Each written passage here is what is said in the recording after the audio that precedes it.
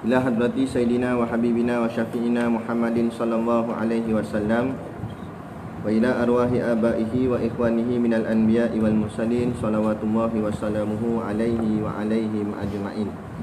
Wa khususan ila hadrati al-imam al-muhaqqiq al-habrul humam Syihabuddin Ahmad bin al-Imad Ibn Yusuf al-Masri al-Farsi, Datuk Syekh Haji Zakaria bin Haji Ahmad Wan Besar wa Syekhul Islam Alamal Ulama Ul A'lam Al-Humam Al-Muhaqqiq wal Imam Al-Mudakkik Alamatul Yaman wa Mufkharatu Zaman Syekhul Masyayikhina Jamaluddin Abi Sulaiman As-Said Muhammad bin Abdul Rahman bin Hasan bin Husain Ibni Abdul Bari Al-Ahdal. Syai'ul ilahillahumul Fatihah.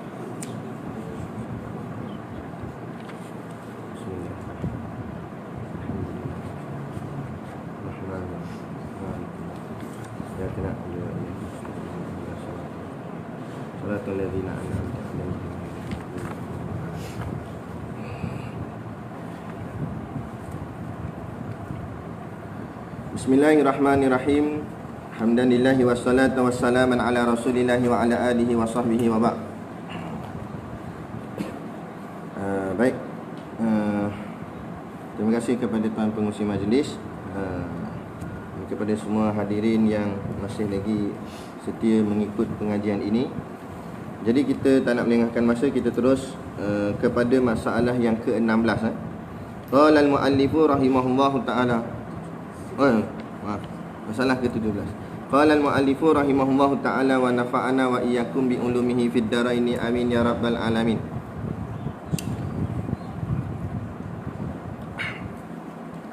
Tidak sah makmum bertakbiratul ihram serentak dengan imam. Apabila serentak makmum dengan imam pada takbiratul ihram, maka tidak sah sembahyangnya mengikut kaul yang sahih. Dan jika terdahulu artinya sebelum, dengan takbir imamnya tidak sah sembahyangnya dengan tiada khilaf. Maksudnya dia buat dulu, dia takbir dulu, tak ada kerja.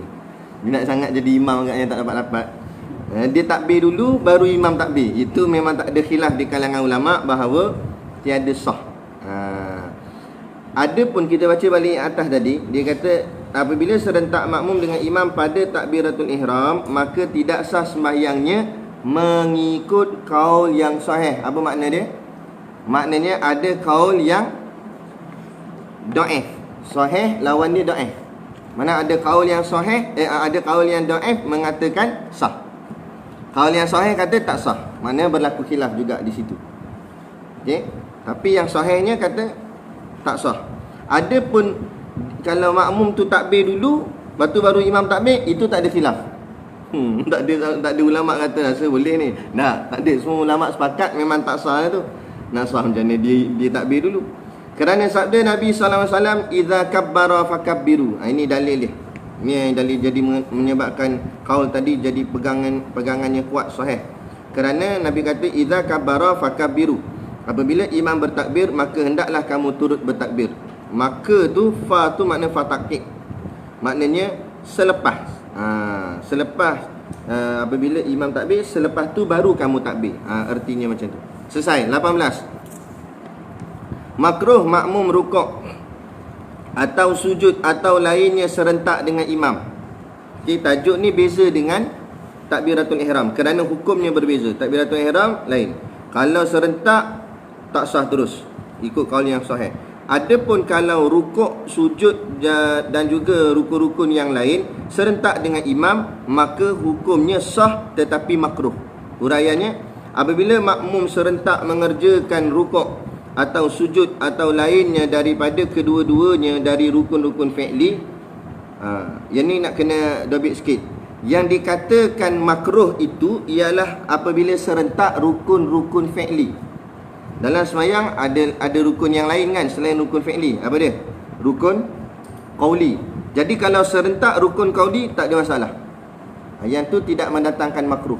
Contohnya imam baca Fatihah, kita pun serentak baca Fatihah, atau kita dulu baca Fatihah daripada imam baca Fatihah, tak membatalkan sembahyang dan tak ada istilahnya makruh ke dan sebagainya.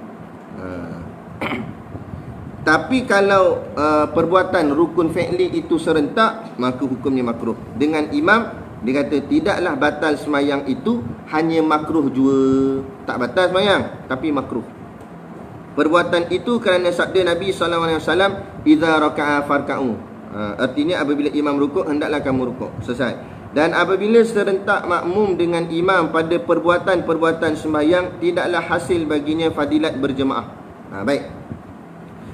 Bila dia serentak buat perbuatan rukun fi'li yang melainkan takbiratul ihram seperti rukuk dan sebagainya, dia buat serentak dengan imam, maka hukumnya itu sembahyangnya sah tetapi makruh. Kemudian pula ditambah pula tidaklah hasil baginya fadilat berjemaah. Mana pahala berjemaah tak dapat. Seperti mana berkata Imam Rafi'i dan Ibnu Rif'ah kerana ia menyalahi imam.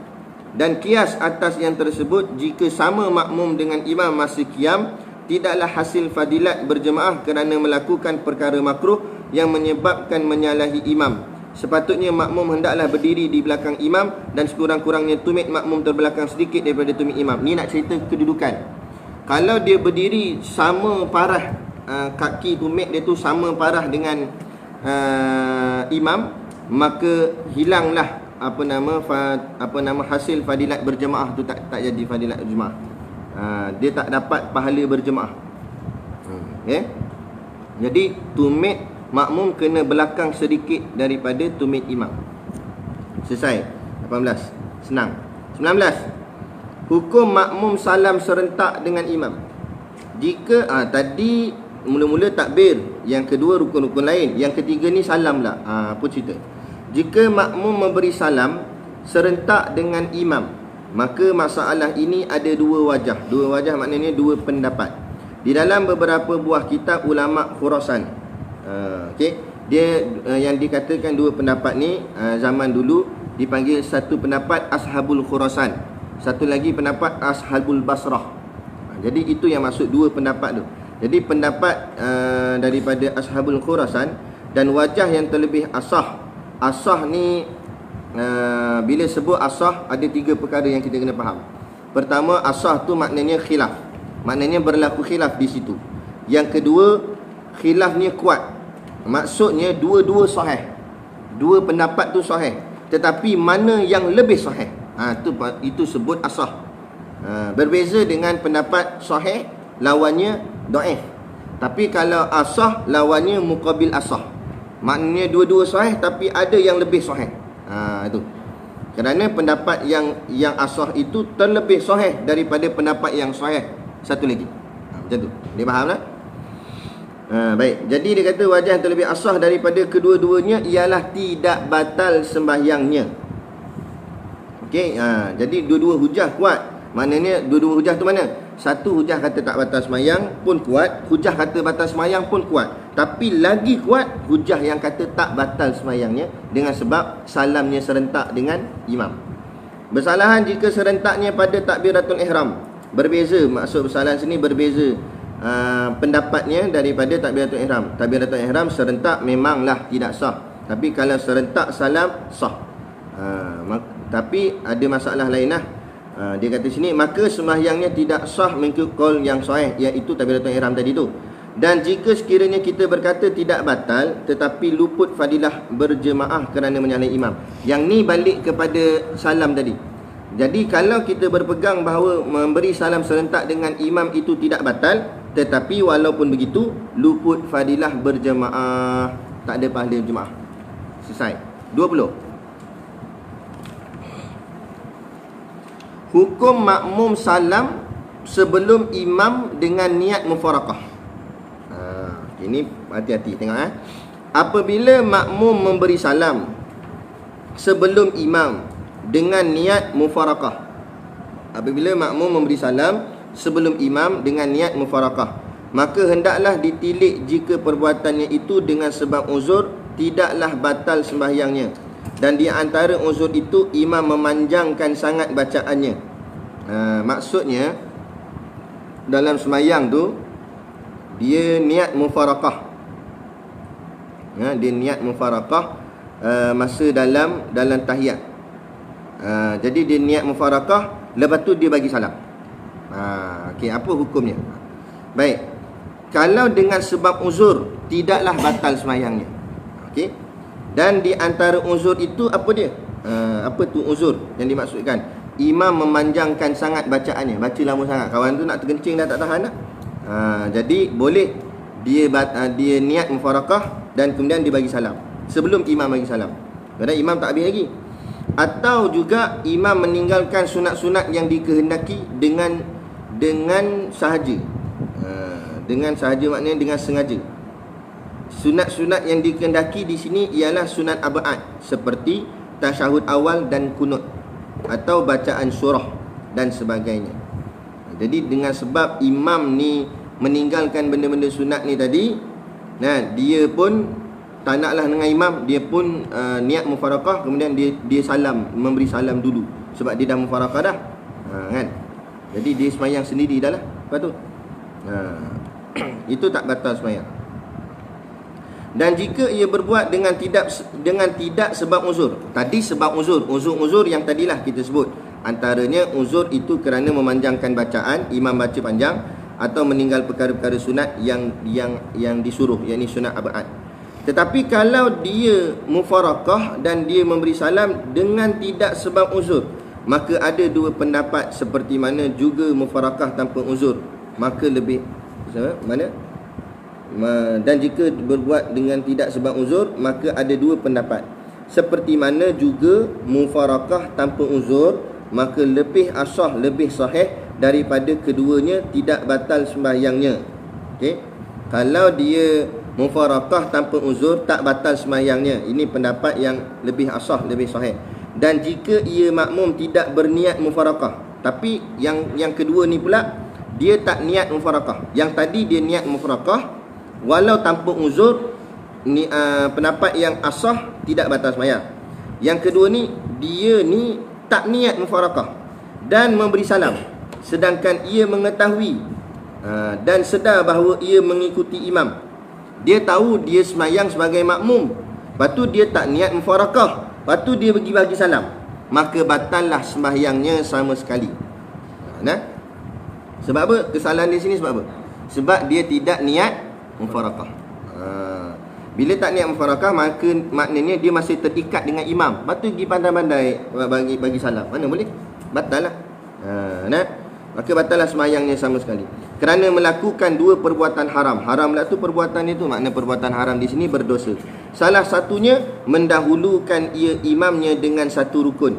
Pertama sekali dia dah mendahului imam, itu satu dosa dia. Apa mendahului imam dalam bab apa ni? Dalam bab salam. Imam tak bagi salam lagi, dia dah bagi salam. Jadi situ yang menyebabkan dia jadi haram, berdosa. Dan yang kedua, memutuskan ikutan imam tanpa niat mufarakah. Itu kesalahan kedua dia. Sebab tu dua kali haram, mana dua kali dosa. Dia putuskan dia dengan imam tanpa niat mufarakah, satu kesalahan. Okay? Dan kedua-duanya adalah haram hukumnya.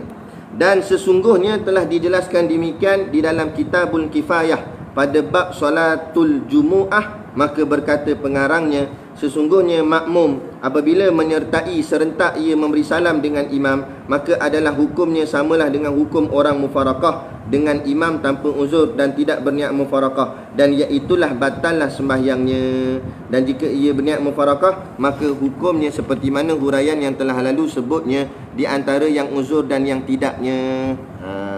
Baik. Jadi dia nak cakap di sini, orang yang bagi salam serentak dengan imam yang tidak berniat mufarakah, maka batallah sembahyangnya. Tapi kalau dia memberi salam serentak dengan imam ataupun dia mendahului imam pada salamnya yang tidak yang dengan niat mufarakah, maka tidak batal sembahyang. Jelas? Telah menjazam menetapkan oleh Syekh Al-Qamuli di dalam Kitabul Jawahir pada sifat sembahyang bahawa makmum apabila salam ia sebelum memulai imam salamnya, nescaya batallah sembahyangnya jika ia tidak berniat mufarakah. Tadilah diulang benda sama. Nak tahqiqkan sekali lagi. Dan jika ia niatnya, maka padanya khilaf pada mufarakah tanpa uzur. Tapi kalau dia niat mufarakah maka itu ada khilaf. Itu yang disebut sebagai mufarakah tanpa uzur. Khilafnya yang tadi kita sebut. Boleh tak? 21. Dia masalah ni makin lama makin berat, makin lama makin susah. Jadi inilah tengok betul-betul. Hukum makmum masbuk bangun sebelum imam memberi salam. Okey, baik. Sekarang kita dah mula nak masuk cerita tentang masbuk-masbuk ni. Jadi kena ingat apa makna masbuk. Makna masbuk orang yang tak ada masa atau tak sempat membaca Fatihah. Nak? Dia tak semestinya walau imam dah habis baca Fatihah automatik dia jadi masbuk. Tak semestinya. Kalau imam tu baca panjang surah Ali Imran, campur pula Al-Maidah lepas tu. Jadi kalau imam baca macam tu, dia masuk waktu tu dan dia sempat nak baca Fatihah. Sempat, maka dia bukan masbuk lah. Boleh faham tak? Masbuk ni orang tu masuk lambat, dia tak takbir sama imam, dia masuk lambat, dan lambat dia tu menyebabkan dia tak sempat habis baca Fatihahnya. Barulah dikatakan orang itu dikira sebagai masbuk. Okey, baik. Sekarang cerita dia ni, kes dia. Hukum makmum masbuk bangun sebelum imam memberi salam. Nak ceritanya imam duduk tahiyat akhir, tapi imam tak bagi salam lagi, makmum tu tak sabar sangat, dia nak sambung rakaat dia lagi. Dia pun pergi bangun. Apa jadi? Apabila makmum yang masbuk bangun kepada qiyam kerana menyempurnakan barang yang tertinggal daripada perbuatan sembahyangnya sebelum imam memberi salam tanpa niat mufarakah, ni tanpa niat mufarakah, nescaya batallah sembahyangnya. Okey? Jadi maknanya bila dia kata tanpa niat mufarakah nescaya batal sembahyangnya, jadi makna tersiratnya di situ kalau dengan niat mufarakah tak batal sembahyangnya. Tapi akibat dia luput fadilat berjemaah. Gitulah. Demikianlah bandingannya, batallah sembahyang sunat mutlak seseorang yang bangun kepada qiyam kerana menambah rakaatnya tanpa berniat hendak menambahnya. Ini dia buat contoh lain. Contoh sembahyang solat sunat mutlak. Solat sunat mutlak paling kurang rakaat 2. Okey, dia pun sembahyang 2 rakaat. Kemudian bila dah sampai rakaat yang kedua, dia niat dalam hati dia nak sambung lagi 2 rakaat. Boleh tanpa tahiyat akhir. Jadi dia pun pasang niat, tambah lagi 2 lah. Dia pun bangun, maka dah jadi 4 rakaat. Lepas tu hujung 4 tu pula dia niat nak tambah lagi lah, jadi 6. Walau tak buat lagi rakaat tahiyat akhir, hujung sekali sampai 20 rakaat, 1 salam saja pun boleh bagi solat sunat mutlak. Okay? Tapi kalau dia tak niat, dia kata sini, demikianlah bandingan batal sembahyang sunat mutlak seseorang yang bangun kepada qiyam kerana orang tanpa berniat hendak menambahnya. Jadi dia dia solat sunat mutlak, dia niat 2 rakaat. Tapi bila rakaat kedua tu dia tak niat pun nak pergi tambah lagi, tapi dia pergi bangun batal. Tu maksud dia bagi solat sunat mutlak. Itu. Selesai nak? 22. Wajib makmum mengikut imam pada segala perbuatan sembahyangnya. Okey, ni nak cerita tentang ittiba', yakni mengikut imam. Ketahuilah bahawa keadaan makmum serta imam berputar ia di antara muwafaqah dan musabaqah dan musawaqah. Jadi ini satu ni bukan satu permasalahan sebenarnya, ini satu ilmu. Dia nak terang pada kita bila ada imam dan makmum, bererti kita akan membicarakan tentang muwafaqah, musabaqah dan musawaqah. Apa benda 3 ni? Dia akan terang. Dan erti musabaqah dulu nak. Dan erti musabaqah itu ialah mendahului makmum di atas perbuatan imamnya. Maknanya makmum buat dulu sebelum imam buat. Itu bahasa Arab dia dipanggil musabaqah. Dan erti musawaqah pula, musawaqah ialah menyertai serentak perbuatan atau perkataan makmum dengan perbuatan dan perkataan imamnya. Okey, kalau perbuatan ataupun perkataan dibuat serentak dengan imam dan makmum, maka itu namanya perbuatan atau perkataan itu namanya musawaqah. Musawaqah artinya serentak. Kalau musabaqah artinya makmum ke depan dulu. Okey. Manakala erti muwafaqah pula ialah mendahului gerak perbuatan imam atas gerak perbuatan makmum dan mentakhirkan gerak perbuatan makmum atas gerak perbuatan imam. Jadi yang muwafaqah ni yang betul. Imam buat dulu baru makmum buat. Itu namanya muwafaqah. Okey. Dan hendaklah makmum mengikuti imam dengan sekira-kira mendapati ia makmum akan imam pada rukun itu. Maksudnya sini kita makmum wajib kena ikut imam. Bila imam buat, kita kena buat. Imam buat tu, kita kena buat tu. Jangan jauh, jangan tinggal jauh dengan imam. Itu maksud dia. Dan inilah makna perkataan Kitabul Minhaj.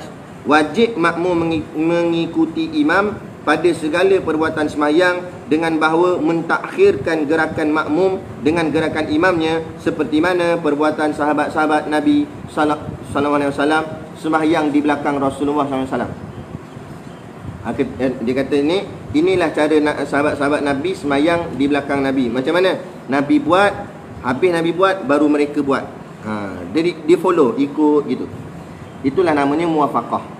Ialah mereka tidak turun membongkok belakang mereka kerana sujud, sehingga mereka melihat Rasulullah SAW masuk sujud, dan demikianlah pada rukun-rukun yang lain. Maknanya sahabat tengok bila Nabi dah sempurna sujud, baru sahabat turun sujud. Jangan terlampau nak terkejar-kejar. Pastikan imam habis buat, baru kita buat. Itu cara muwafaqah yang betul. Selesai. Ini dia bahagian penerangan lah. 23. Huraian hukum muwafaqah, musabaqah dan musawaqah. Kemudian dia memperjelaskan lagi. Orang yang sembahyang berjemaah tidak simpang, maksudnya tidak lari. Tidak lari ia daripada tiga bahagian ini. Bila sebut dia sembahyang jemaah, mesti perbicaraannya muwafaqah, musabaqah dan musawaqah. Maka musabaqah itu iaitu mendahului gerak. Dia terang sekali lagi. Sembahyang makmum atas gerak sembahyang imam. Dan musawaqah iaitu serentak gerak sembahyang makmum dengan gerak sembahyang imam. Manakala muwafaqah iaitu gerak perbuatan sembahyang imam mendahului gerak perbuatan sembahyang makmum, dan mentakhirkan gerak perbuatan makmum dengan gerak imamnya, dengan sekira-kiranya makmum sempat mendapati rukun yang mana imam lakukan itu, seperti yang ditunjukkan oleh sahabat-sahabat Nabi SAW ketika mereka sembahyang di belakang Rasulullah SAW. Ini dia terang balik macam atas balik dia. Cumanya apa yang nak tambah sikit, sebab itulah kitab ni disebut fi ahkamil ma'mumi wal imam, menunjukkan bahawa kitab ni perlu dipelajari oleh makmum dan juga imam. Imam pun kena belajar. Sebab apa? Sebab bila jadi imam, jangan terlampau cepat, takut nanti makmum tadilah dia tergopoh-gapar, jadi nak cepat-cepat. Jadi sebab tu imam bila dia jadi imam dalam sembahyang, dia kena baca yang paling afdal, sunat akmal bacaan tasbih. Maksudnya bacaan tiga tu. Dan jangan baca laju. Subhana rabbiyal a'la wa bihamdi. Subhana rabbiyal a'la wa bihamdi. Subhana rabbiyal a'la wa bihamdi. Kalau dia buat macam tu, makmum akan boleh follow. Tapi kalau dia baca sekali Subhana rabbiyal a'la wa bihamdi, Allahu akbar, makmum kelang kabut kat belakang. Jadi masalah. Kalau sembahyang seorang lain. Kita sembahyang seorang, kita seorang aja. Sebab tu kadang-kadang kalau kita perasan, ada orang tu, kita parti dia dari jauh, dia sembahyang seorang, kita nampak pergerakan dia cepat.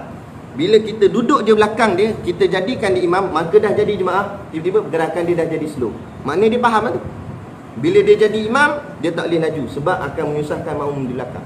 Kalau dia sembahyang seorang, tak apa, dia jalan sendiri. Faham? Itu pentingnya. Dan tiga bahagian itu ada di antaranya haram dan membatalkan sembahyang hukumnya. Daripada tiga-tiga ni, muwafaqah, musawaqah dan musawaqah ni, kadang-kadang hukumnya haram. Makna haram di sini berdosa, dan kadang-kadang dia boleh membatalkan sembahyang. Okey, baik. Seperti mendahului makmum akan imam dengan dua rukun. Contoh dia buat kata makmum lebih ke depan daripada imam dua rukun fi'li. Dua rukun fi'li macam mana? Imam tak habis lagi baca masa berdiri, imam masih lagi berdiri. Dia dah rukuk, dia dah lebih satu rukun, tak batal lagi. Kemudian dia iktidal, masa ni tak batal lagi. Dia turun je ke nak sujud, gerak je kepala dia nak ke arah sujud, batal. Sebab dia sudah lebih dua rukun fi'li daripada imam. Begitu juga kalau imam ke depan dua rukun fi'li daripada makmum, pun boleh menyebabkan batal. Okey, baik.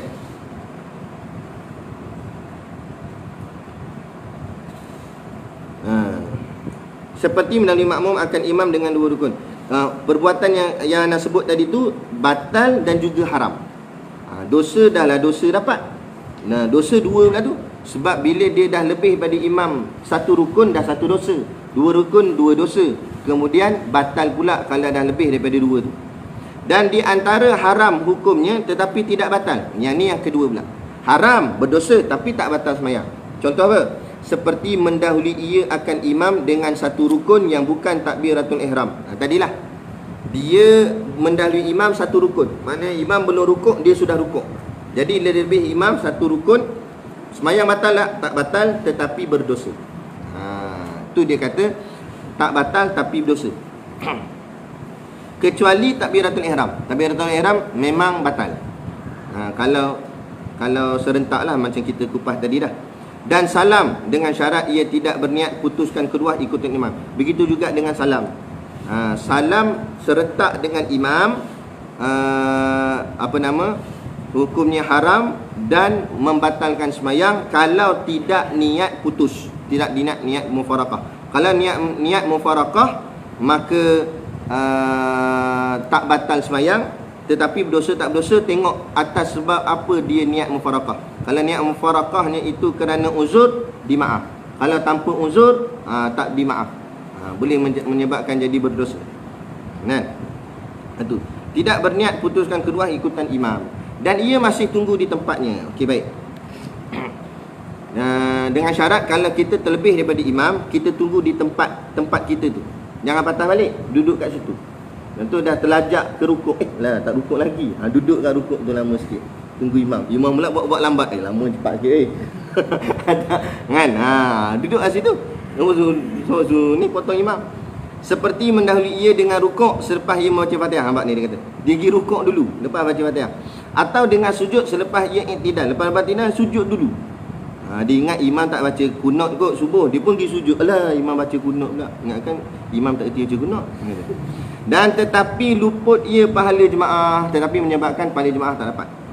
Sembahyang sah, tapi dia kena tunggu kat situ. Dan di antaranya makruh. Ada juga yang kata makruh. Dan luput ia pahala jemaah. Ini yang ketiga. Makruh hukumnya tak berdosa, tapi makruh. Dan luput pahala jemaah, iaitulah disebutkan masawaqah tu, musawaqah. Musawaqah artinya serentak. Jadi kalau perbuatannya serentak dengan perbuatan imam, taklah berdosa, tetapi makruh dan tak dapat pahala jemaah. Batal pahala jemaah yang 27 atau 25 tu dengan perbuatan imam. Baik. Dan di antaranya sunat hukumnya dan dapat fadilat jemaah dengan sempurna, iaitu 27 atau 25 darjat, dan iaitu kaifiat sembahyang jemaah yang ditunjukkan oleh para sahabat ridwanullah alaihim ajma'in, iaitu yang mana? Yang muwafaqah. Yang muwafaqah perfect imam buat baru dia buat, itu akan dapat 25 atau 27. Selesai. Berkenaan dengan muwafaqah, musabaqah dan musawaqah. Terus 24. Wajib makmum mendahului imam. Baik. Tadi dia kupah makmum tak boleh potong imam. Tiba-tiba sampai kat masa 24 ni wajib makmum potong imam. Ada masalah istimewa di sini. Macam mana jadi? Kadang-kadang dia kata wajib bagi makmum. Makna wajib di sini kalau makmum tak potong imam, makmum batal. Okey? Jadi makmum mesti potong imam. Itu makna wajib di sini. Wajib bagi makmum mendahului imam, iaitu seperti masalah apabila imam duduk bukan pada tempatnya. Imam yang salah. Imam duduk bukan pada tempatnya. Contoh apa? Seperti ia duduk pada rakaat yang pertama atau rakaat yang ketiga. Kerana apa? Rakaat pertama ada tak tahiyat awal? Tak ada. Rakaat ketiga? Tak ada. Imam pergi duduk, lupa. Kerana membaca tahiyat awal, imam pergi duduk situ. Maka wajiblah makmum mendahuluinya. Maksud potong dia, iaitu terus berdiri dan menunggu imam dalam keadaan berdiri. Dalam diri tu tegurlah imam, subhanallah, hui, orang satu hui. Jangan jangan buat sungguh lagi, yang ni diikut ni. Tak, jangan buat macam tu, itu batal lah. Nak ceritanya dia tunggu dalam keadaan berdiri. Dan jika ia duduk serta imam, kalau dia duduk, nescaya batallah sembahyangnya. Nya siapa? Nya makmum. Imam tak batal. Punca yang buat salah imam, yang batal makmum. Ada muka. Ada. Sebab apa imam tak batal? Sebab imam lupa. Lupa tak batalkan sembahyang. Imam tak sengaja, dia ingat, dia yakin dah itu masuk tu dah tak masuk tahiyat awal dah. Rupanya baru rakaat pertama. Kan? Yang makmum dia ingat, lepas tu dia pergi duduk ingat dengan imam tu apa? Jadi makmum batal. Imam tak batal. Jadi patutnya makmum buat apa? Patutnya dia berdiri terus dan tunggu imam dalam berdiri tu. Gitu. Nah, dan disunatkan bagi makmum bahawa bertasbih. Okey, faham sini nak? Apa nama? Take note situ. Disunatkan, bukan diwajibkan. Maksudnya bila imam silap, tak wajib kita kena tegur. Hukumnya sunat. Faham? Kenapa sunat? Nanti kita nak tengok bahagian dia. Bahawa bertasbih. Sunat dia bertasbih. Bertasbih artinya membaca tasbih untuk menyedarkan imam supaya ia qiyam berdiri. Okey, dia tengok nota kaki di bawah tu. Dia kata membaca subhanallah dengan qasad zikir. Maknanya dengan niat berzikir. Pada tiap-tiap kali tasbih ini bagi makmum lelaki. Kalau lelaki niat zikir sebut subhanallah. Dan jika makmum perempuan disunatkan tepuk tapak tangan kanan atas belakang tangan yang kiri. Tepukan hendaklah sekali atau 2 kali, dan jika berturut-turut 3 kali batal semayangnya. Perempuan, kalau ni cerita perempuan dulu. Sekali, bukan itu yang tidur. ada benda kat mulut. Sekali, tapi kadang-kadang sekali ni imam tak dengar. Jadi kita buat, bukan kita lah, dia yang perempuan lah, dia buat 2 kali. Macam tu. 2 kali tak batal sembahyang. Sebab pergerakan dikira naik turun 1. Bukan ni 1 2 tak. 1 naik turun 1. Naik turun baru 2. Tapi kalau dia buat tu dah lebih. Ataupun 3 kali. Tu 3 kali dah lebih. Batal. Okey? Tak dengar juga. Itu lagi batal lah. Itu perempuan lah, perempuan. Kalau lelaki, jangan tepuk lelaki. Lelaki sebut subhanallah, tapi syarat dengan qasad zikir. Masa nak mengaji dengan Ustaz Salman pun, Ustaz Salman cakap macam tu. Kalau dia tak niat zikir, batal sembahyang. Kalau dia niat nak tegur imam, imam silap, subhanallah, maknanya dia nak cakap dengan imam, batal. Ataupun macam pagi subuh tadi, imam kita lupa ayat suratul sajadah, dia lupa. Tu kita tegur dia. Kita kena niat yang kita tegur tu, kita sebut tu, kita niat kita baca Quran dengan lafaz yang kuat. Kalau kita niat nak tegur imam atau tolong imam, maka kita sudah dikira bercakap dengan imam, batal sembahyang. Lepas tu nak tegur pun kena ada ilmu. Sebab tu dia kata tadi sunat hukum ni. Maknanya apa maksud sunat situ? Orang yang nak tegur, orang tu kena tahu hukum dia. Kalau dia jahil, maka tak disunatkan dia tegur. Sebab boleh menyebabkan solat dia batal. Imam tak batal, orang lain tak batal, dia batal. Jadi nak buat apa pun biar dengan ilmu. Jangan, hati-hati jaga. Badan adalah kupasan panjang sikit. Aku tak sempat pula. Tu orang tanya ulama, macam mana kita nak niat bahawa itu zikir, bukan tegur? Sebab mesti kita dalam hati kita fikir kita nak tegur dia, sebab dia silap. Macam mana nak buat benda dia tu? Pertama, jangan gopoh nak tegur. Tu yang pertama. Bagi peluang imam cari dulu. Kita tenang situ. Kemudian kita letakkan di hati kita, bukan kita nak tegur, tapi kita nak baca. Sama ada kita nak baca subhanallah tadi atau nak baca ayat Quran tadi. Jadi dengan selamba je kita baca. Contoh dia lupa iyyaka na'budu. Iyyaka na'budu wa iyyaka nasta'in. Kita saja nak baca je. Baru dia datang rasa tu, bukan nak tegur. Faham? Sebab jaga, takut nanti boleh menyebabkan solat batal. Okey. 25. Makmum yang masbuk sebelum menghabiskan membaca Fatihah, imam tunduk rukuk. Makmum yang masbuk sebelum menghabiskan baca Fatihah, betul imam dah tunduk rukuk. Okey, apa nak buat? Okey, makmum tu masuk lambat. Mana masbuk apa? Dia baca Fatihah tak sempat. Nampak dia kata sebelum habiskan baca Fatihah, di mana dia tak sempat. Imam dah rukuk. Apa nak buat? Apabila imam selesai membaca Fatihah dan rukuk ia sebelum sempurna makmum yang masbuk menghabiskan Fatihahnya, maka wajiblah makmum itu memutuskan berhentikan bacaan Fatihahnya dan terus rukuk apabila imam rukuk. Dan masalah ini disebut masbuk dan di atasnya ditanggungkan oleh imam berdasarkan sabda Nabi SAW, man kana lahu imamun fakiraatul imami lahu kiraatun. Artinya barang siapa sembahyang berimam, maka bacaan imam itu adalah bacaannya. Artinya imam menanggung Fatihahnya. Ini yang dikatakan imam tanggung Fatihah ni. Kita masuk masbuk, tapi syarat ni kat sini dia tak jelaskan. Dalam syarah ni disebut syarat dia kena tetap kena baca Fatihah sekadar yang dia mampu, bukan duduk diam. Kalau duduk diam nanti ada masalah belakang. Ada masalah dia leka atau lalai. Jadi masuk tu, kemudian bila masuk dah tahu dia masbuk, jangan baca yang sunat-sunat, terus ambil yang wajib sahaja. Maknanya tak baca doa iftitah apa semua.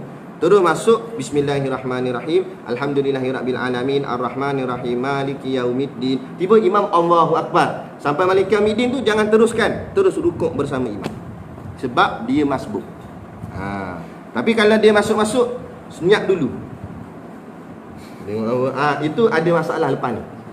Ada masalah lepas ni. Dia cerita semua. Makmum lalai lah, leka lah, apalah. Memang ada pun. Bagi makmum yang masbuk ada dua hal keadaan. Okey. Hal yang pertama, makmum yang tidak ada masa langsung untuk membaca Fatihah di dalam qiyamnya, seperti bertakbir pula. Seperti bertakbiratul ihram, maka imam terus rukuk. Ni lagilah. Dia Allahu akbar imam. Imam terus rukuk masa dia masuk takbir. Apa nak buat? Pada ketika imam sedang rukuk, dan pada hal ini, keadaan ini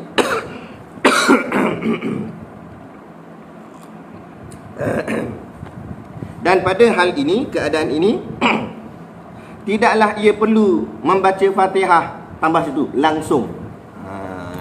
Bukan kita nak reka kitab ni sempurna lah, tapi nak bagi jelas. Jadi dia tak payah baca Fatihah langsung. Sebab apa? Masa tak ada dah. Madai dia terus rukuk je. Sebab imam dah rukuk, dia pun masuk dah waktu tu. Bahkan wajib ia terus mengikut imam di dalam rukuk. Tidak ada khilaf pada hal ini. Maknanya ulama semua sepakat banget. Hal yang kedua, makmum yang ada masa sedikit untuk membaca Fatihah di dalam qiyamnya. Dia masuk, dia dan lagi baca Fatihah.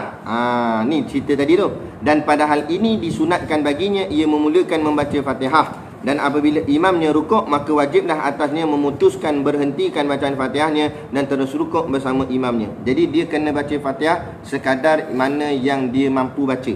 Sampailah imam rukuk, dia terus rukuk walau Fatihahnya tidak habis. Kerana apa? Fatihahnya sudah ditanggung oleh imam. Dan jika ia tidak rukuk kerana menghabiskan Fatihah hingga imam bangun daripada rukuknya, nescaya batallah sembahyangnya. Dia degil, keras kepala, nak habiskan juga baca Fatihah. Imam pun angkat kepala. Tapi angkat kepala ni kadar mana? Jadi sebut kat sini. Kadar ni nanti kot kat bab lain kot. Cuma cerita sikit. Kadarnya sekurang-kurang rukuk. Maksudnya imam dah rukuk, dia nak habiskan juga baca Fatihahnya. Bila imam naik separuh daripada nak berdiri tu, dah naik sini, dia tak turun lagi, batal. Faham? Batal. Sebab dia tak pergi turun ikut imam. Okey. Tapi ini untuk masbuk, bukan beza. Muafiq tak masuk lagi ni. Ini cerita tentang makmum yang masbuk. Okey. Nah, baik. Kemudian hingga imam bangun daripada rukuknya, nescaya batallah sembahyangnya. Mengikut satu pendapat. Ini satu pendapat. Dan yang muktamadnya, jika ia menyalahi imamnya, maka makruh hukumnya. Dan luput ia rakaat itu. Tapi ada satu lagi pendapat. Satu lagi pendapat. Dan satu lagi pendapat, iaitu sembahyangnya belum batal lagi, tetapi hukumnya makruh. Dan rakaat itu tak dikira, dan luput ia rakaat itu, dan tidak batal sembahyang melainkan apabila imam mendahulunya dua rukun fi'li dengan sempurna. Jadi dia masbuk, imam dah rukuk, dia tak ikut rukuk, dia nak habiskan juga baca Fatihahnya. Lepas tu imam dah naik iktidal, belum batal lagi. Satu pendapat kata batal, satu lagi pendapat kata tak batal, tetapi rakaat itu tidak dikira. Tapi dia tak boleh rukuk. Nanti cerita ni dia berkait-kait dengan masalah lain. Dia tak boleh rukuk. Kalau dia rukuk, batal. Maka bila imam dah iktidal, dia kena turunkan tangan, terus masuk dalam imam masa iktidal. Maka dia terus ikut imam waktu iktidal. Dan rakaat itu tak terpakai. Maksud tak terpakai, nanti imam bagi salam, dia kena tambah rakaat yang dia tak dikira tadi tu. Boleh faham? Seolah-olah dia masuk dengan imam dalam iktidal. Maksudnya macam tu. Dan apabila imam mendahului ini ada rukun fi'li. Tapi kalau dia biarkan lagi, imam dah iktidal pun dia biar, kemudian imam turun sujud, batal. Itu memang sepakat ulama. Sebab dia masbuk, tak ikut juga lagi. Imam turun sujud sebab dah lebih 2 rukun fi'li, batal. Baik. 26. Syarat-syarat bagi makmum masbuk membolehkan potong bacaan Fatihahnya serta dikira mendapat rakaatnya. Okey, baik. Ini cerita potong Fatihah tadi. Maknanya tak payah baca Fatihah. Jadi ada beberapa syarat nak tengok. Boleh tak boleh kita potong Fatihah kita? Dan dikira kita dapat rakaat tu. Macam mana nak tengok? Dibolehkan makmum masbuk memotongkan bacaan Fatihahnya serta mendapat ia rakaatnya itu dengan beberapa syarat. Ada syarat-syarat dia. Yang pertama, hendaklah makmum itu sempat bertamakninah di dalam rukuknya sebelum imam bangun daripada had sekurang-kurang rukuk. Ni yang anda sebut tadi tu. Dia imam rukuk, dia pun rukuk. Itu perfect. Ataupun imam rukuk, dia tak rukuk lagi. Lepas tu bila dia turun, imam naik. Jadi masa dia rukuk tu, imam baru separuh. Itu dikira masuk, dapat. Dikira sah dan dapat rakaat. Sebab sekurang-kurang imam rukuk gini, separuh, 45 darjah. Tapi kalau dah lebih daripada tu, dikira tak dapat. Okey. Maka jika imam mula hendak bangun daripada had sehabis sempurna rukuk, sedangkan ia sempat bertamakninah pada ketika imam sedang bangun daripada rukuk sebelum ia tinggal daripada hadnya, maka makmum itu dikira mendapat rakaat. Itulah tadi anda sebut tadi. Jadi walaupun imam dah angkat kepala, dia pun turun, kan? Tapi imam belum betul-betul berdiri lagi, baru separuh, dia dikira dapat rakaat. Dia dikira sempat juga tamakninah dengan imam. Maksudnya begitu. Dan jika syak ia, tapi kalau dia ragu-ragu, macam mana dia nak perasan, takkan masa semayang tengok, oh belum lagi naik. Takkan macam tu. Jadi kalau dia ragu-ragu, dapat ke tak dapat sebenarnya? Adakah ia sempat tamakninah serta imamnya sebelum ia bangun daripada had sekurang-kurang rukuk atau selepasnya? Maka mengikut kaul pendapat yang sahih, tidak dikira mendapat rakaat. Kalau dia ragu, dianggap tak dapat. Jadi bila tak dapat, kena tambah satu lagi lah nanti. Maka dengan ini wajiblah di atasnya tambahkan satu rakaat selepas imam memberi salam. Dan hendaklah sujud sahwi mengikut pendapat Al-Imam Al-Ghazali. Dan berkata Al-Qadi guru pada Imam Ghazali, tidak dituntut sujud sahwi. Itu beza pendapat anak murid dengan guru pula. Imam Ghazali kata sunat sujud sahwi, guru dia kata tidak sunat sujud sahwi. Itu tak ada masalah, itu khilaf dia. Nak sujud sahwi pun tak apa, tak nak sujud sahwi pun tak apa. Sebab sujud sahwi pun hukumnya sunat je. Yang kedua, jangan, ni syarat-syarat tadi ya, syarat-syarat boleh potong Fatihah.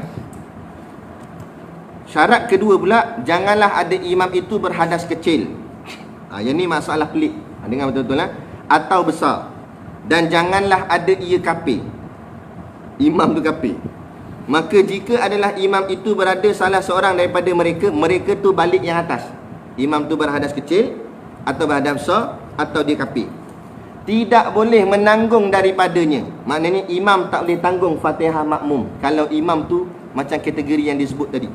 Dan makmum itu tidak dikira mendapat rakaat, dan makmum tak rakaat itu tak dikira. Kerana imam tidak boleh menanggung bacaan Fatihah dirinya sendiri, maka bagaimanakah pula hendak menanggung bacaan Fatihah orang lain? Maksudnya macam mana? Contoh, ni soal masbuk. Okay, dia masuk dengan imam tu, masuk Allahu Akbar, dia pun baca Fatihah tak habis. Imam rukuk, dia pun terus ikut rukuk. Sembahyanglah sampai habis. Lepas tu rupa-rupanya lepas habis-habis sembahyang baru imam teringat, Allah lupa mandi wajib tadi. Imam pun bagi tahu kat belakang, minta maaf ya, tadi saya lupa mandi wajib. Jemaah yang ikut imam daripada awal semua sah sembahyang. jemaah yang masbuk tadi tidak sah. Sebab apa tidak sah? Sebab semayang dia tadi tu Fatihahnya tak boleh ditanggung oleh imam. Maka dia kena semayang lain, orang yang masbuk sahaja. Tapi kalau masa tu dia tengah semayang, masa tu imam umum, dia dalam semayang lagi kan, sebab dia masbuk, maka dia tambah rakaat lagi waktu tu, dia tengah tambah kan. Contoh semayang subuh, jadi dia naik lagi satu rakaat untuk lengkapkan dua. Dia dah dapat satu dengan imam tadi. Tiba-tiba imam umum, minta maaf nak kan, malam lupa. Imam tua dah lupa. Dia kata lupa. Dia tengah semayang tu dia dengar, lupa apa pula lah dia ni kan. Dia kata lupa mandi wajib, maknanya tak sah lah tadi tu. Jadi makmum lain tak ada masalah. Tetapi yang jadi masbuk tadi, sebab bila dia rukuk, maknanya Fatihah ni ditanggung imam, sedangkan imam berhadas kecil atau berhadas besar atau kafir, maka imam tak boleh tanggung. Bila tak boleh tanggung, rakaat tu tak dikira. Jadi asal dia kena tambah satu, tak jadi satu, kena tambah dua. Tapi semayang dia tak batal, dia teruskan semayang sebab dia masih lagi dalam semayang. Yang kata tadi tu kena semayang lain sebab semayang dia dah habis. Bila dah habis, kena semayang lain. Boleh faham? Kemudian ada tambahan sikit berkenaan dengan perkara ni. Perkara ni bila disebut yang hadas kecil, hadas besar, ini termasuk dalam perkara-perkara batin. Maksud perkara-perkara batin, perkara yang berlaku makmum tak nampak. Contoh hadas kecil, mana makmum nampak? Hadas besar pun makmum tak nampak. Kan? Jadi perkara-perkara yang macam ni, yang tak nampak ni, makmum yang lain sah semayangnya. Sah semayangnya, melainkan yang masbuk, yang macam anda sebut tadi. Tetapi kalau kesalahan itu adalah kesalahan yang zahir, bukan batin. Contoh, ada najis yang zahir. Zahir tu maknanya di luar, boleh nampak dengan mata kepala, cuma makmum tak perasan. Contoh, di kat tapak kaki ada tepek tai cicak ke apa ke kan, tapi makmum tak perasan. Habis-habis semayang baru imam bagi tahu lah ada tai cicak, semua sekali kena semayang lagi. Itu beza dia. Jadi kalau kesalahan itu zahir, semua tak sah. Kalau kesalahan itu batin, imam je tak sah, yang lain sah. Imam tak sah dengan masbuk tak sah. Faham? Okey, boleh lah. Itu maksud dia. Kapi masuk dekat dalam yang zahir tadi. Walaupun kita tak nampak, sebab kapi ni boleh nampak, walaupun kita tak nampak dia tu kapi kan. Tapi bila dia bagi salam baru tahu. Assalamualaikum warahmatullahi liki siang.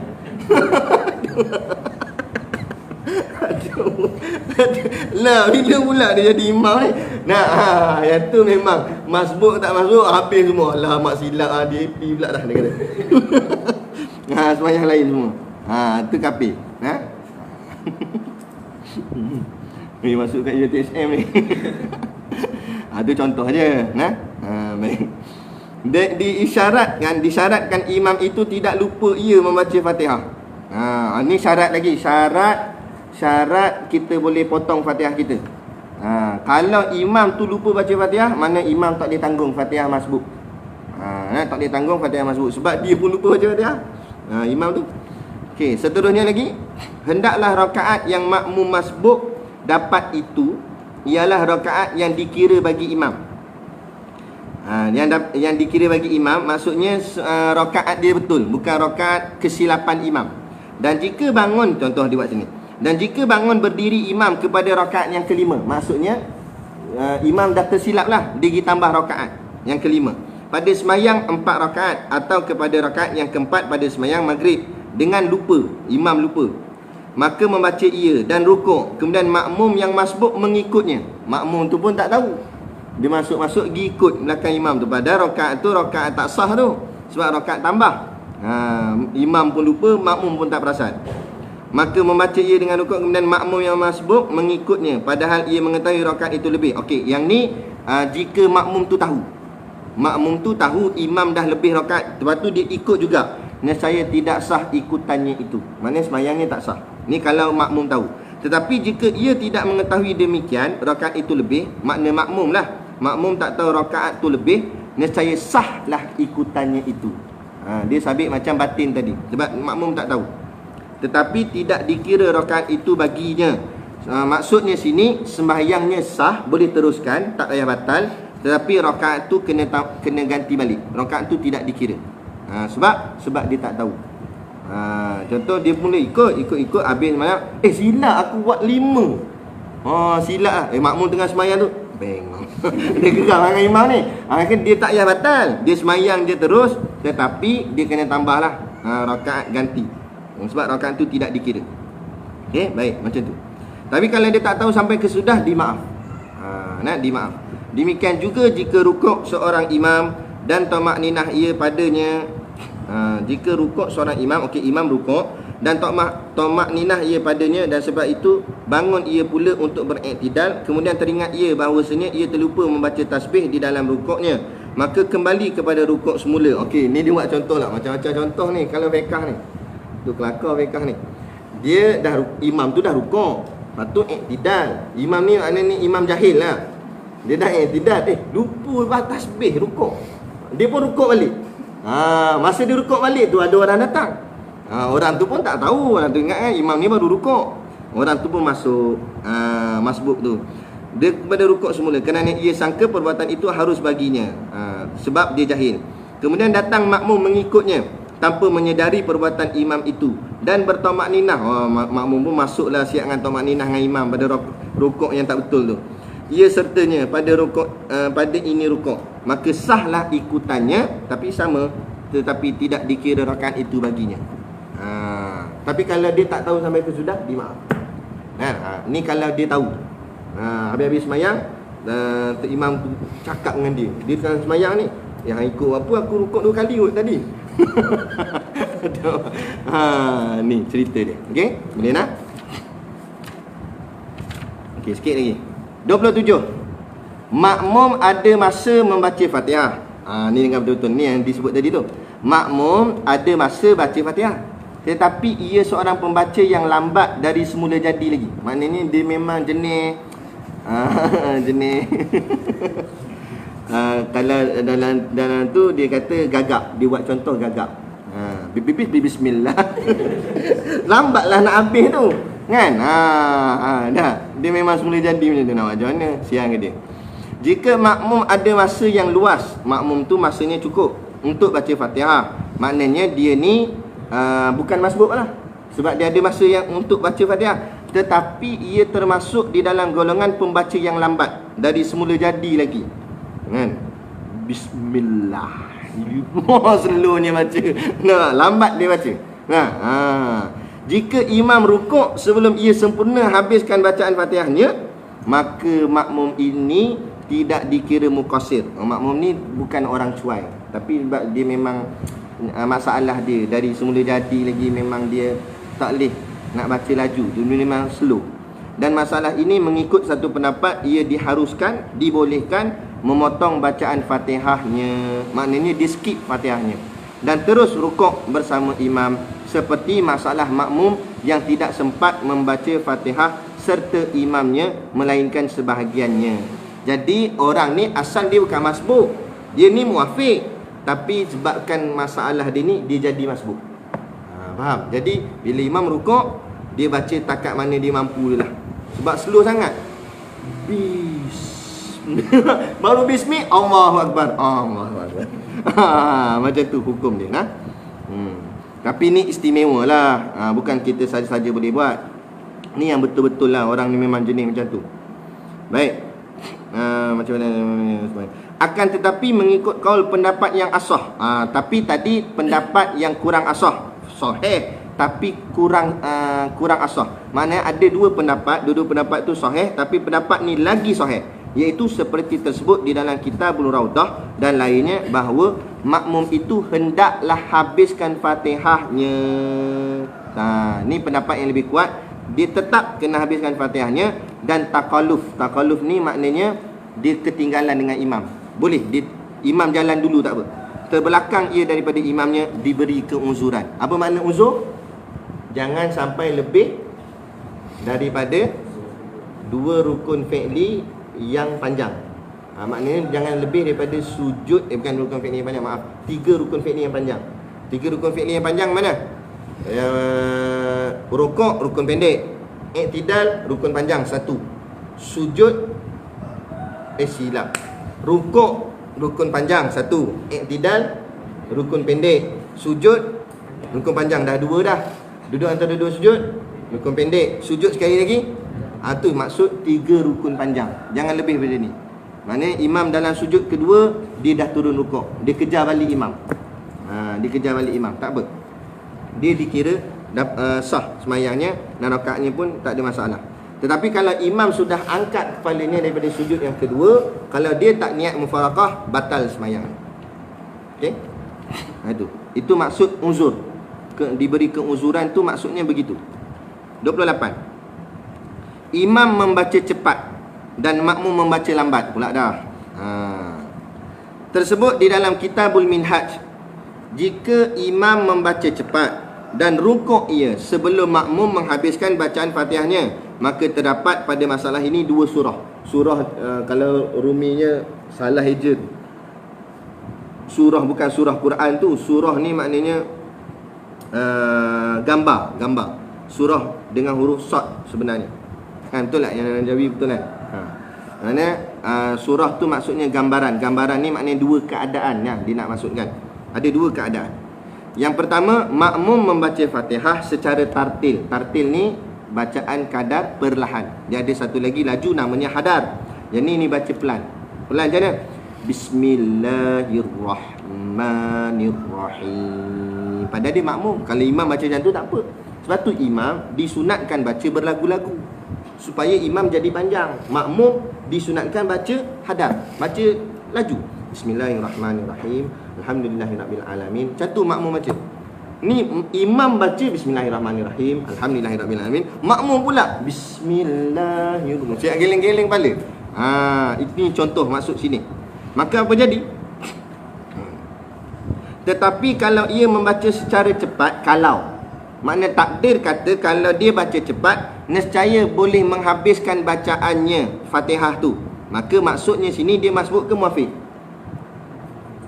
Dia muafiq. Sebab sepatutnya dia boleh habiskan baca Fatihah, cuma dia pergi baca pelan. Dia buat baca tu lambat-lambat. Kalau dia baca cepat, sempat habis sebenarnya. Maksudnya macam tu. Maka imam pun rukuk sebelum ia menghabiskan bacaannya. Ni dia baru cerita keadaannya, belum jawab lagi. Lepas tu keadaan kedua pula. Makmum membaca Fatihah lambat dari semula jadi. Ni yang tadi itulah, ni lambat. Semula jadi, asal kejadian. Maka kedua-dua surah ini hendaklah makmum habiskan bacaan Fatihahnya. Kerana kalau kita katakan makmum itu boleh memotong bacaan Fatihahnya dan terus rukuk bersama imam, nescaya membawa makmum itu tertinggal daripada membaca Fatihahnya pada semua rakaat sembahyangnya. Jadi jawapan dia, Syekh Imam Ibn Imad ni kata, dia tetap kena habiskan Fatihahnya.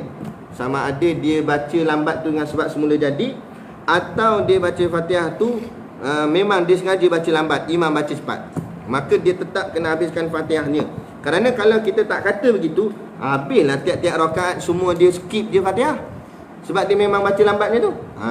Kata imam ni. Jadi dia kata begitu. Dan cepat bacaan imamnya, maka wajiblah bahawa makmum itu takaluf. Takaluf macam maksud tadilah, imam jalan dulu, dia lambat belakang daripada imamnya pada tiap-tiap rakaat. Jadi tiap-tiap rakaat dia jadi lambat turun, imam jalan dulu, tak apa, untuk menghabiskan bacaan Fatihahnya. Sebab dia kena habiskan Fatihahnya juga. Sebab apa dia kena habiskan bacaan Fatihah dia? Sebab dia bukan masbuk. Tu beza dia, sebab dia muafiq. Dan apabila selesai ia daripada membaca Fatihah, bila dia dah selesai, hendaklah ia rukuk dengan sendirinya. Dia pun rukuk, i'tidal dan sujud hingga ia mendapat imam di mana sahaja ada ia. Kemudian dia kejar imam kat mana yang dia dapatlah. Janji jangan lebih. Jangan lebih. Kalau dalam masalah ni, sebab ni dia dapat dan masalah seperti ini disebut kedua hukmiyah, ikutan pada hukum, dan diberi keuzan. Nampak? Dia kata, dan masalah seperti ini disebut, nama dia kedua hukmiyah. Apa maksud kedua hukmiyah? Kedua tu maknanya ikutan, hukmiyah tu hukum. Maknanya pada sisi zahir dia nampak macam tak ikut imam, tapi sebenarnya dia ikut imam dari segi hukum. hukum dia masih lagi ikut imam. Walaupun rupanya dah jauh lah dia dengan imam. Imam dah mungkin dah duduk antara dua sujud, dia baru rukuk. Dari rupa memang nampak macam tak ikut, tapi dari segi hukum sebenarnya dia ikut.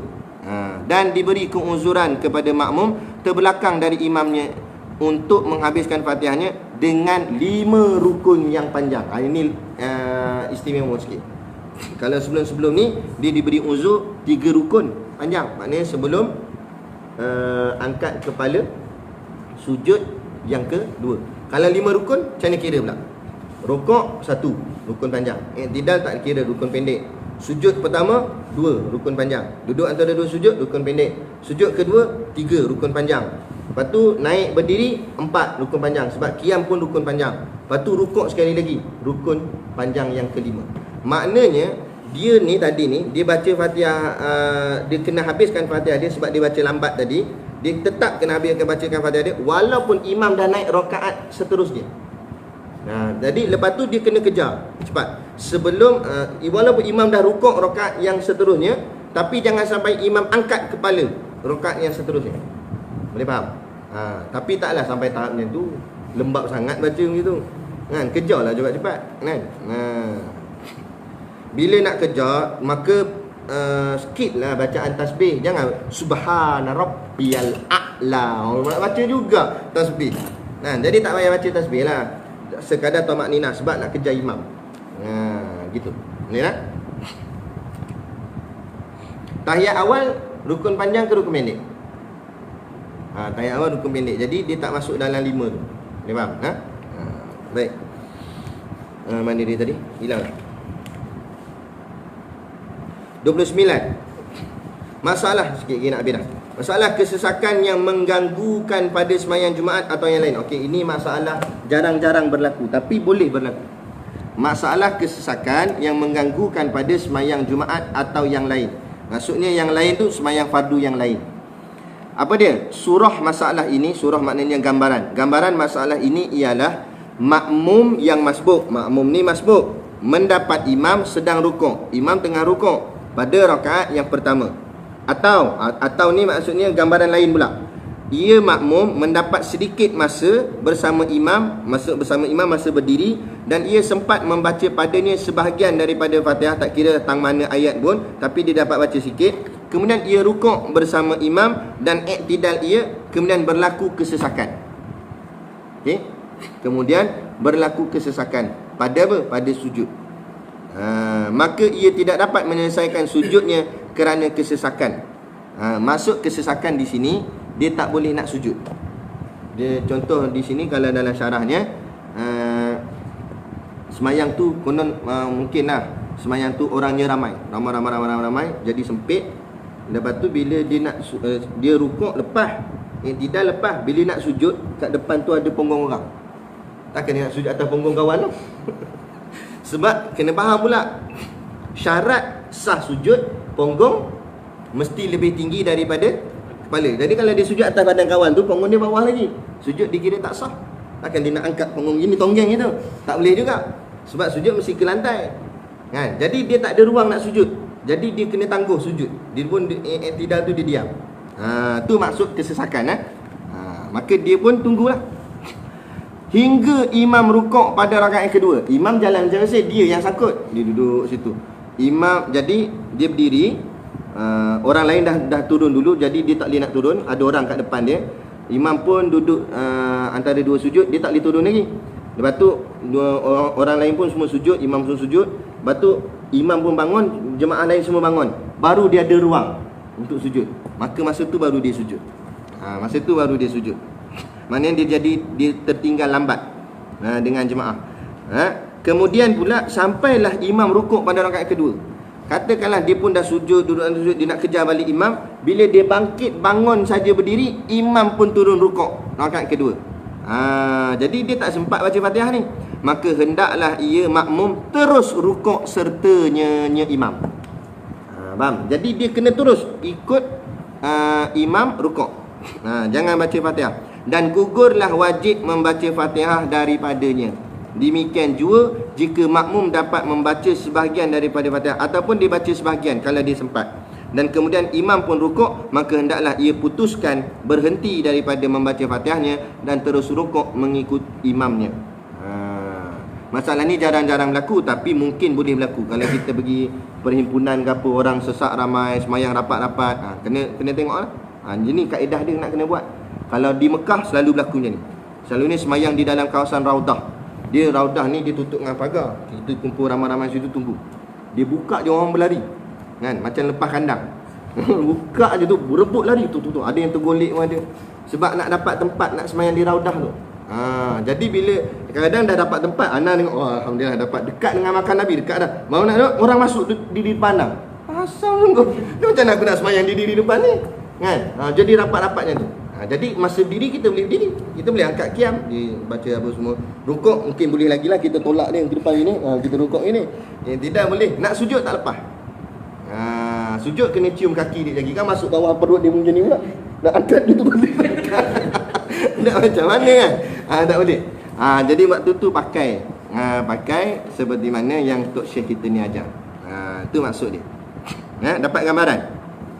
Dan kita dapati makmum pada surah ini, surah gambaran ini, seperti orang masbuk. Maka dia ni sebenarnya tak masbuk, tapi jadi masbuk dengan sebab benda ni. Dan dengan ini difahamkan bahawa rakaat masbuk itu tidaklah terhenti pada rakaat pertama sahaja. Bahkan kadang-kadang berlaku pada rakaat kedua, yang ketiga atau yang keempat. Maksudnya sini, jadi fahamlah kita, sebenarnya masbuk bukan hanya pada rakaat pertama, boleh berlaku pada rakaat kedua, ketiga dan keempat, dia kata. Dan tidak tasawur, tidak terlupa atau tak tergambar. Bukan terlupa tu sebenarnya. Tidak terrupa, bukan lupa. Tidak terrupa atau tergambar pada akal bahawa berlakunya masbuk pada 2 rakaat berturut-turut, melainkan pada masalah ini juga, masalah 29. Dia nak maksudkan, asalnya ulama pun tak terfikir boleh berlaku masbuk pada rakaat yang lain. Tapi bila dikaji inilah tugas ulama. Dia kaji. Bila kaji baru nampak rupanya boleh terjadi masbuk pada rakaat kedua, 3 dan 4. Bila? Macam masalah 29 ini. Boleh faham tak? Okey, baik. Kemudian tambahan sikit. Makna lain juga bagi kesesakan, bukan semestinya dia tak boleh sujud tu disebabkan ada orang kat depan, ataupun dia lambat naik pada rakaat seterusnya dengan sebab berlaku uzur padanya. Contoh, orang tua-tua dia nak bangun tu lambat. Nak bangun krem pula kaki. Duduk diam jap. Nak bangun. Kan?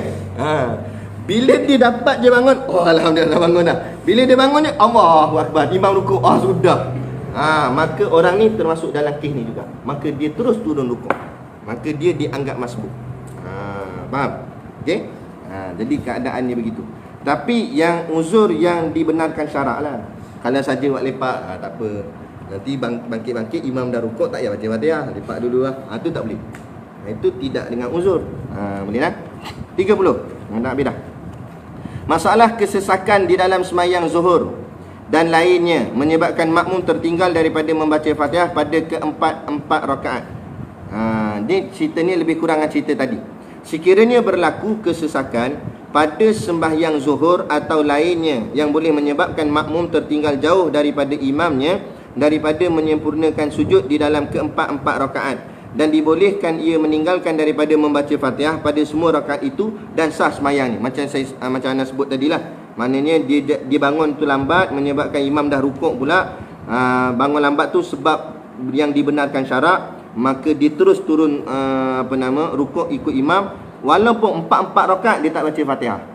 Sampai 4 sekali dia tak baca Fatihah, maka sah juga semayangnya.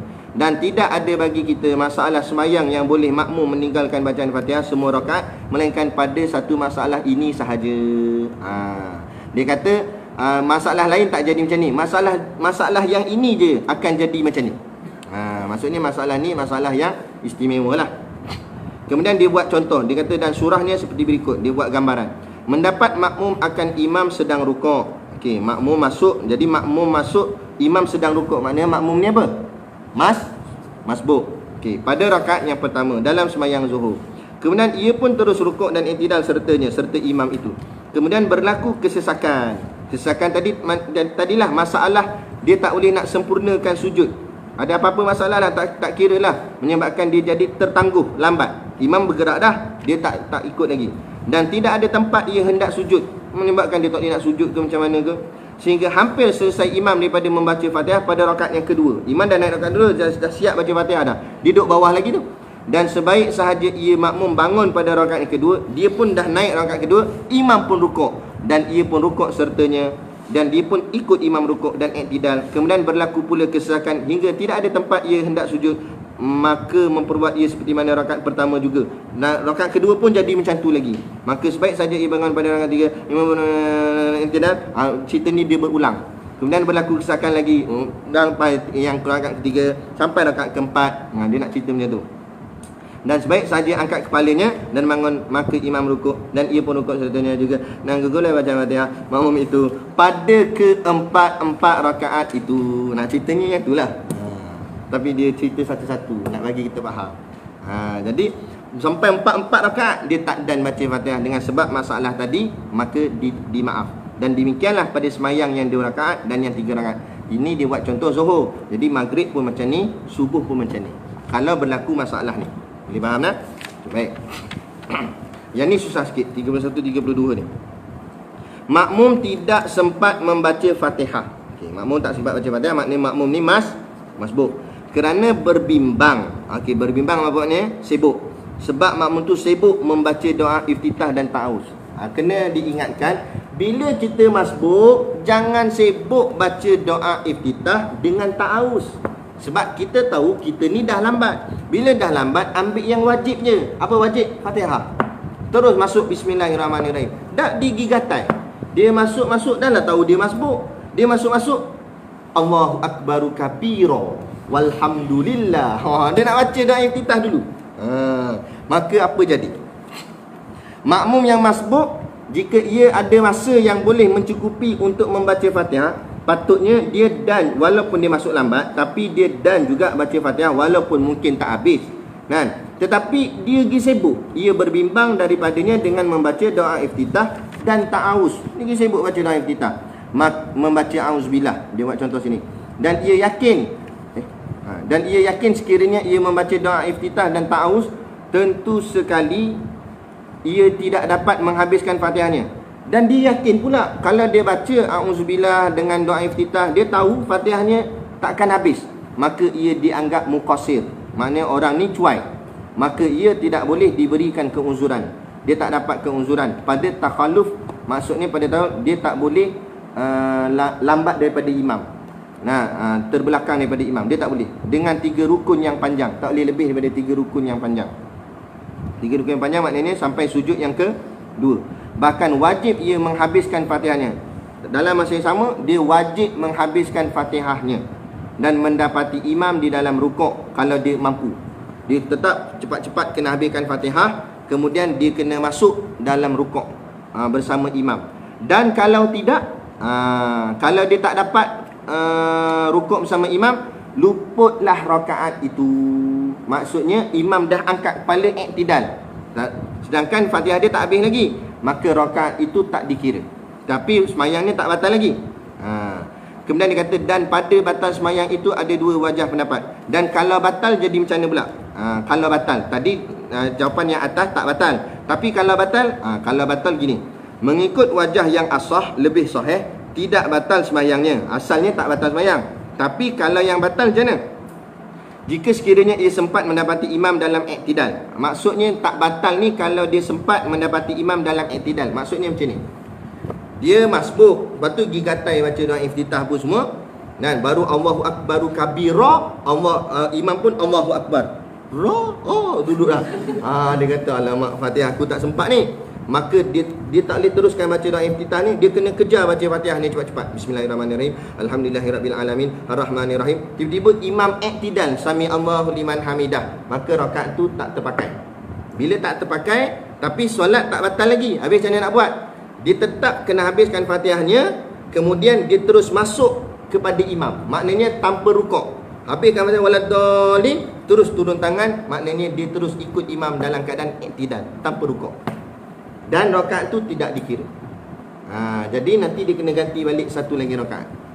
Tu maksud dia. Dan jika tidak sempat mendapati imamnya di dalam i'tidal, nescaya batallah sembahyang. Tapi kalau imam dah turun sujud, dia tak masuk lagi, batal. Okey. Itu. Boleh nak? Itu baru batal. Asal tadi tak batal lagi. 32. Yang ni dia menguraikan kes tadi tetapi lebih terperinci. Makmum yang berbimbang dengan membaca doa iftitah dan ta'awuz dengan sangkanya yang kuat ia boleh menghabiskan Fatihahnya. Okey, baik. Tadi tanpa sangkaan, dia main hentam je. Dia masuk-masuk terus baca doa iftitah. Adapun masalah 32 ni, dia masuk, dia sangkaan dia kuat, imam ni akan baca panjang. Contohnya imam baca surah Sajadah pagi subuh. Dia masuk tu dah lambat. Kan, imam dah habis Fatihah dah masuk tu. Masa tu dia masuk dah lambat dah, dia tahu lambat. Tapi dia tahu imam ni baca panjang. Jadi masa tu panjang lagi. Kan, kalau aku baca Fatihah saja rugilah sebab Fatihah je. Jadi aku nak baca semua. Nak baca daripada doa iftitah, auzubillah dengan Fatihah. Sebab dia sangka dia boleh habiskan tiga-tiga. Macam tu. Ini sangkaan dia. Makmum yang masbuk yang berbimbang dengan membaca doa iftitah dan ta'awuz dan pada sangkanya yang kuat, dia sangkaan kuat sebab dia kenal imam tu. Dia tahu imam tu baca memang panjang, bahawa ia boleh menghabiskan bacaan Fatihahnya. Dia yakin Fatihahnya boleh habis lepas daripada selesai membaca keduanya. Keduanya mana? Doa iftitah dan ta'awuz tu. Sebelum imam rukuk, dia yakin dia boleh habiskan tiga-tiga sebelum imam rukuk. Maka hukumnya terdapat tiga wajah. Hukumnya terdapat tiga pendapat. Okey, baik, ni penerangan. Tiga pendapat ni yang nak pakai yang ketiga, 1 dan 2 tak pakai. Cuma diletak dalam kitab sebagai makluman tambahan sahaja. Yang kita nak pakai, yang muktamadnya ialah pendapat yang ketiga. Tapi kita baca jugalah pendapat 1 dan 2. Pendapat yang pertama, hendaklah ia makmum sempurnakan menghabiskan Fatihahnya. Takdir cerita ni, dia yakin Fatihahnya boleh habis. Dengan dia baca doa iftitah dan auzubillah dan Fatihah, dia boleh habis, dia yakin. Sebab dia tahu imam akan baca panjang. Rupa-rupanya pendek imam baca. Sebab imam sangkut ayat. Tak jumpa, makmum belakang pun tak erti nak sambung. Imam berkata, Allahu Akbar, malah aku dah. Imam pun pergi rukuk. Dia ingat imam akan baca panjang lagi. Rukuk dah. Maknanya dia tak sempat. Tapi asal dia sangka sempat. Faham? Rupa-rupanya tak sempat. Maka pendapat yang pertama kata, hendaklah ia makmum sempurnakan menghabiskan Fatihah. Maka wajib dihabiskan juga Fatihahnya. Okey? Itu yang pertama. Yang kedua, hendaklah, ni pendapat kedua, hendaklah ia terus rukuk mengikut imamnya. Jadi dia tak payah baca Fatihah, terus rukuk ikut imam dan gugurlah bacaan Fatihah daripadanya. Maka tak perlu baca Fatihah. Demikianlah dinaskan di dalam Kitabul Imla. Ini seperti mana disebut dalam kitab Imla.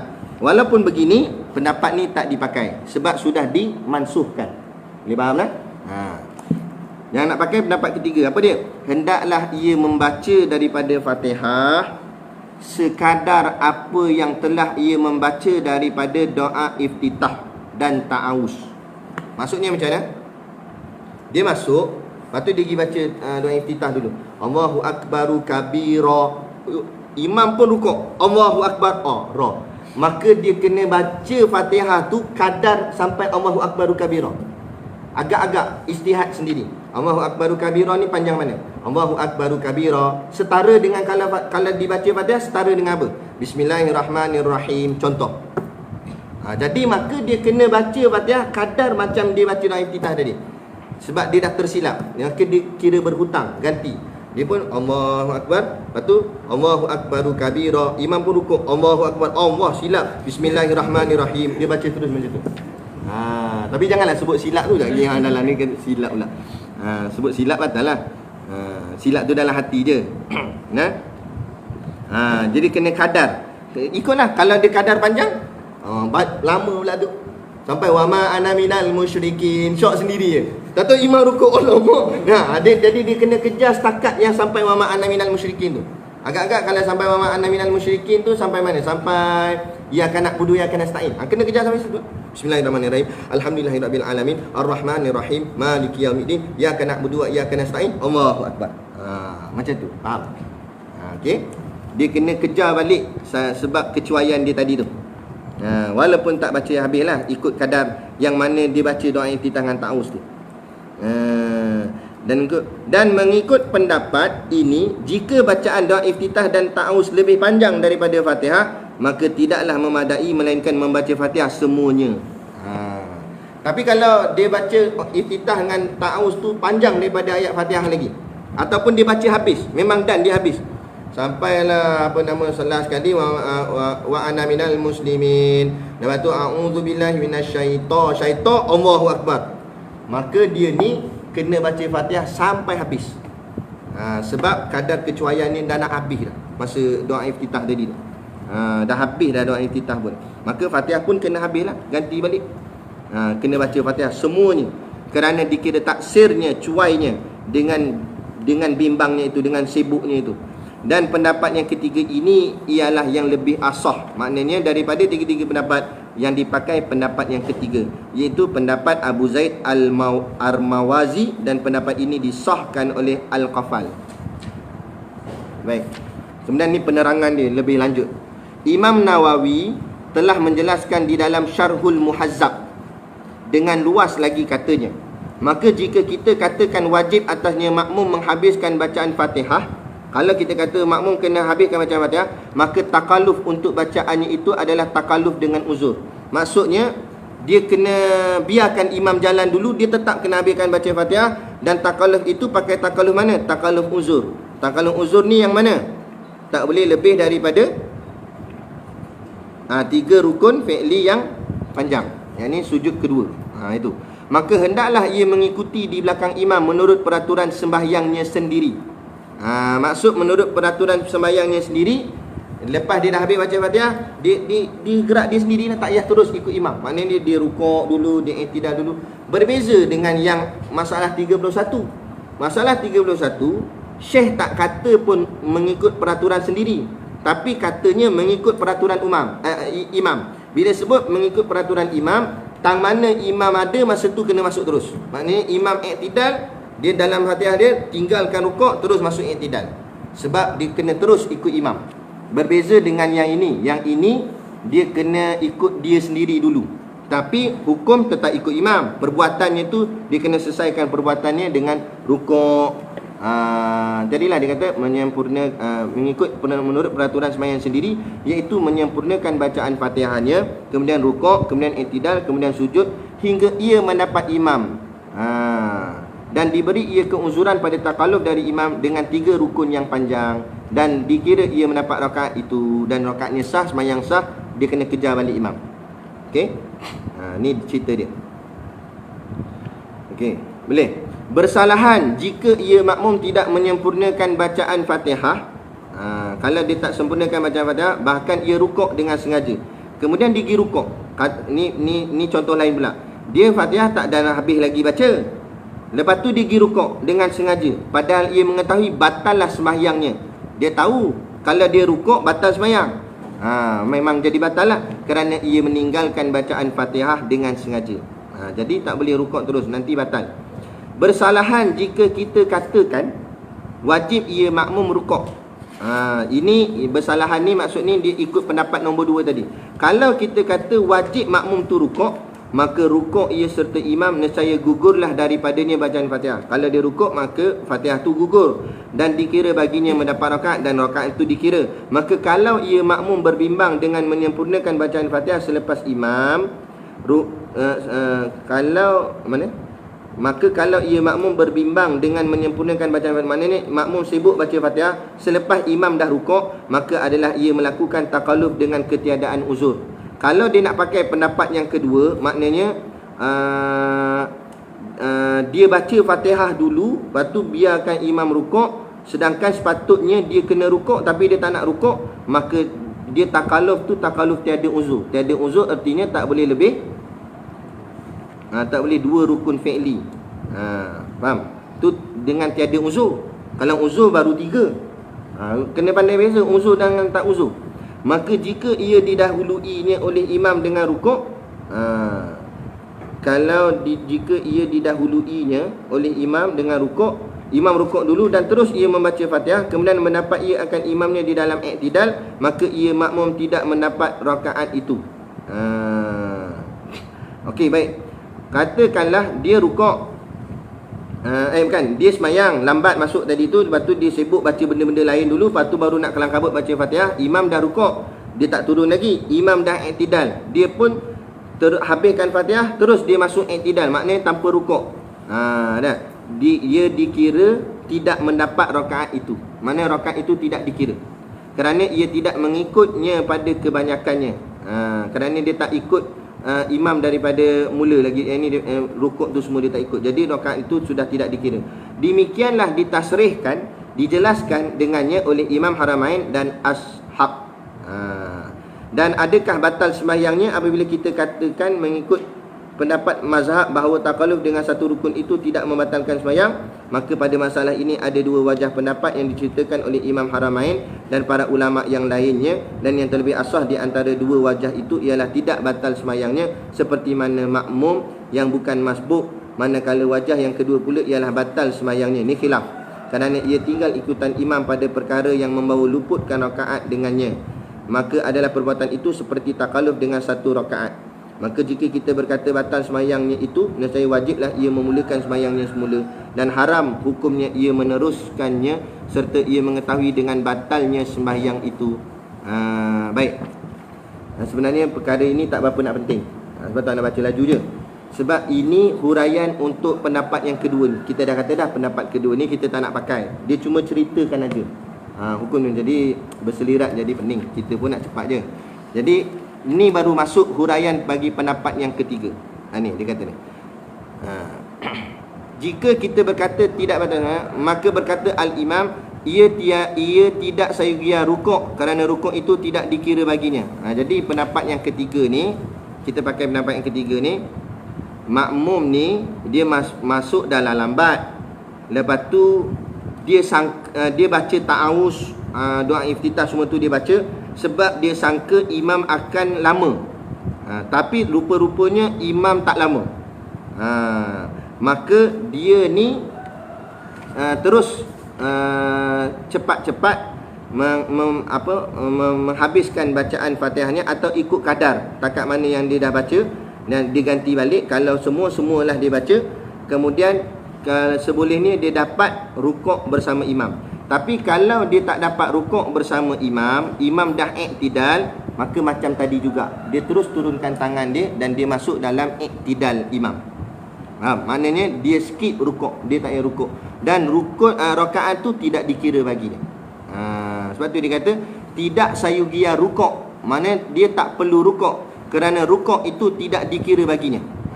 Tetapi hendaklah ia terus turun sujud, maksudnya terus masuk dalam i'tidal, imam pun sujud, dia pun sujud serta imam, dan jadilah ia seolah-olahnya sekarang baru mendapati imam, seolah-olah dia macam baru masuk dengan imam masa tu, dan rakaat itu tidak dikira baginya. Demikianlah penjelasannya di dalam syarah Al-Muhazzab. Boleh? Kita sambung esok nombor 33. Boleh faham? Gitu. Jadi persoalan yang last kali tu, bagi orang yang masuk lambat, kemudian dia pergi baca benda lain dulu, dia tak baca Fatihah, itulah kes dia.